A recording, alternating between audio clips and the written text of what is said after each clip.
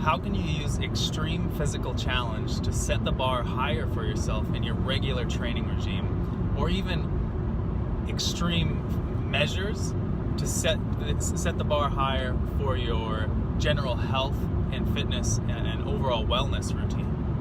So that's the topic I want to talk about in today's video. So over this last weekend, I drove out to BC, where I'm originally from. I'm living in Calgary, Alberta. I'm actually on my way back to Calgary right now while I film this.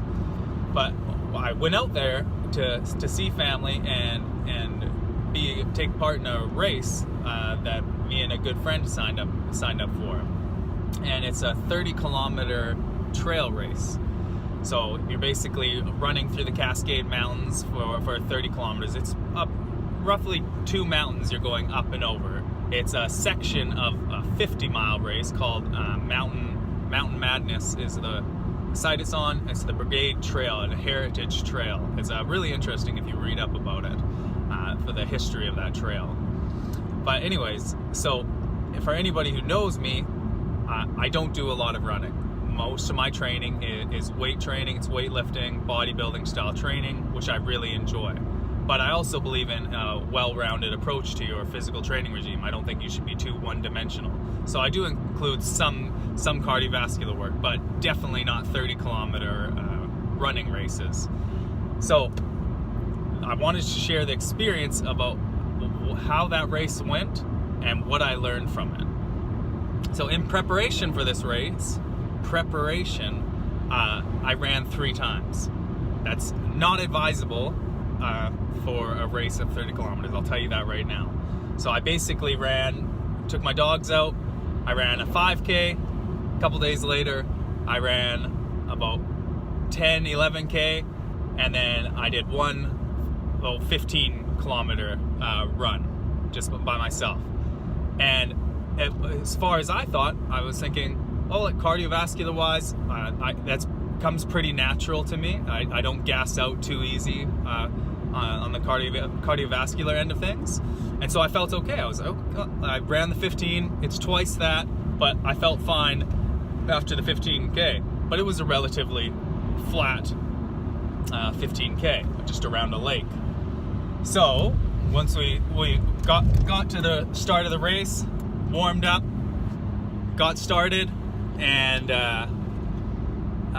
was feeling good. We were actually around third in a group of about 32 people, I believe, and we were maintaining that third for me and my running partner for the first 10K of the race. Now the first 10K, you're basically the trail starts out kind of mellow and starts to pick up, and then you're going right up into the mountains. It's got a decent amount of elevation, and once you get up to the top, you're heading right back down the other side to the first station, which is kind of a recovery station. Grab some water, grab something to eat, and then you keep on going. But on that way down, we were keeping a really steady pace. We're basically sprinting down the mountain. And for anyone who does a lot of hiking or running, you know when you're going downhill, there's a lot of eccentric loading on your muscle, and eccentric loading does a lot of muscular damage. So as far as when you're doing weight training, slow eccentrics is a great way to recruit even deeper muscle fiber.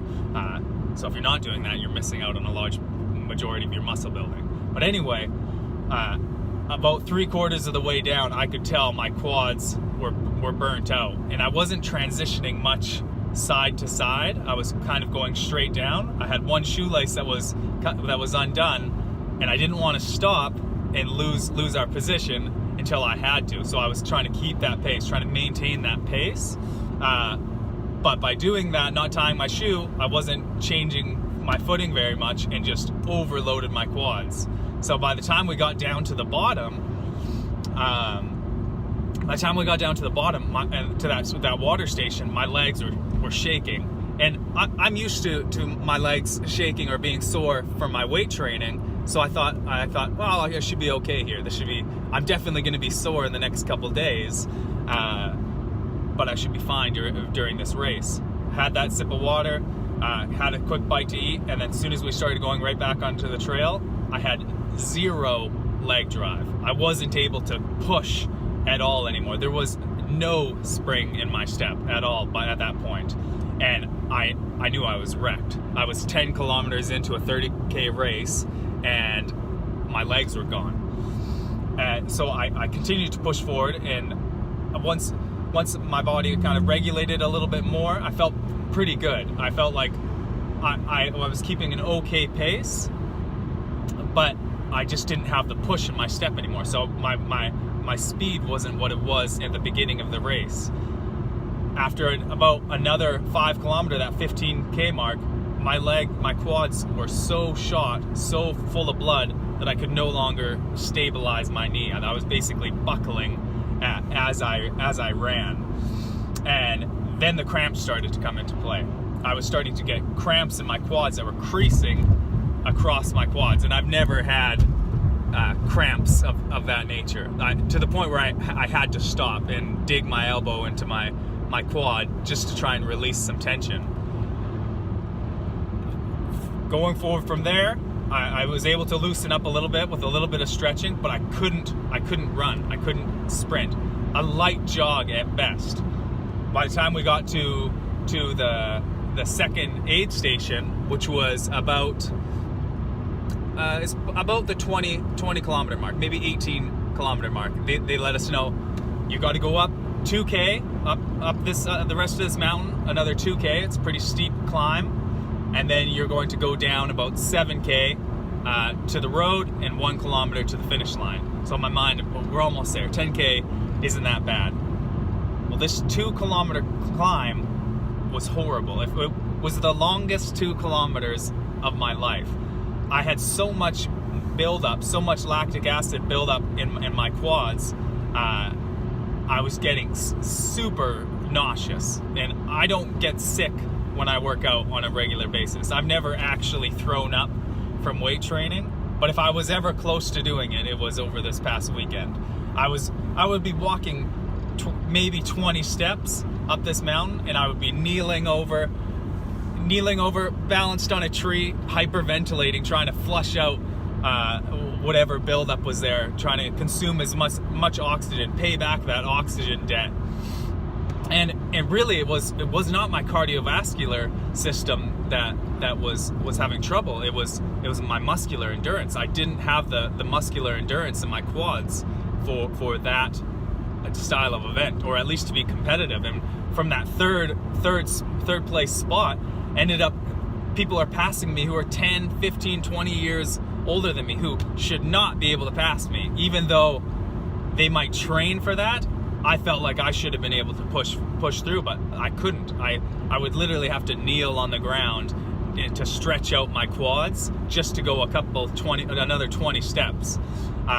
Once we got to the top of that one, I was thinking, okay, it's just going up, that was brutal, but I should be good now. Going down, I had no stabilization in my quads, and I was shot. I was burnt out, and I would have the same issue. I'd have to stop every 20, 30 steps just to prevent them from cramping up.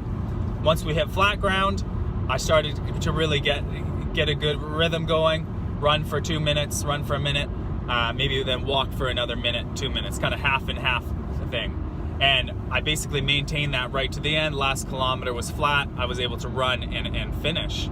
But the main takeaway there was I was not conditioned for that type of exercise. I did not have the muscular endurance, and that's where the training would have come in. If I had actually run in that type of environment, up and down hills, my quads would have been conditioned for that type of abuse, for that type of stimulus, and that wouldn't have been my limiting factor. So to the point of this video, after sharing that experience, is what can you learn from that? What can you learn from an extreme physical challenge? Well, now you know what your body's capable of. You know when you have a tough workout that puts you on your ass and you have to sit in your car and just lie in the seat for 20 minutes just to regain your senses. You know what you're capable of. Not that you want to feel like that every time, but you know you've set that bar that much higher. Now, whether it's your physical training, whether you decide to run a 30-kilometer race or do a Spartan race, or even if it's a 5K, 10K, doing something that's challenging to you, that's outside of the box of normal, sets a higher bar. You know that you can what you can do. Now know that your body's capable of much more than you've been putting it through.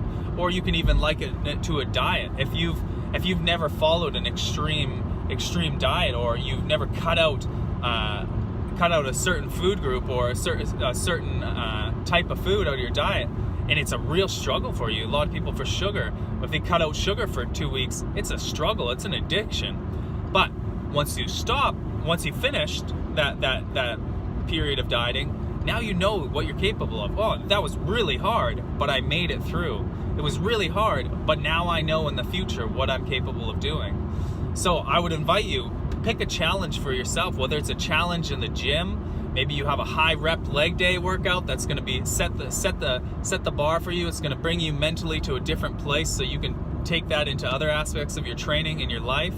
But I invite you to challenge yourself. Pick a challenge for yourself, whether it's training or diet, and stick to it. Finish it. Grind through the suck factor. Grind through the terrible feelings that you get during that. But know when you come out on the other side that you're going to be that much stronger. So I'd love to hear if you have any experiences with big physical challenges that you've taken on, or extreme diets, and what you learned. Please like, subscribe, and comment in the section below.